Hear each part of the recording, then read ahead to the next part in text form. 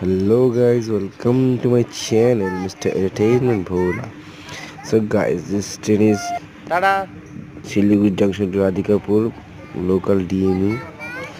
So guys, ये train Tata Siliguri junction छोड़ के नक्सलवाड़ी हाँ बागडोगरा टाटा किशनगंज बारशे होते हुए रिवर्स एसी करके फिर यूजे रायगंज राधिकापुर उसके डीएमयू बाद एक्सप्रेस कालियागंज उसके बाद राधिकापुर तक जाएगी। শিলিগুড়ি জংশন থেকে একদম রাইট थैंक টাইমে you. Departure departure from Siliguri junction. না রাইট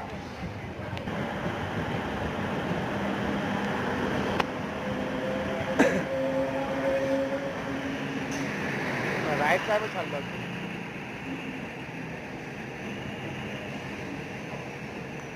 না রাইট টাইমে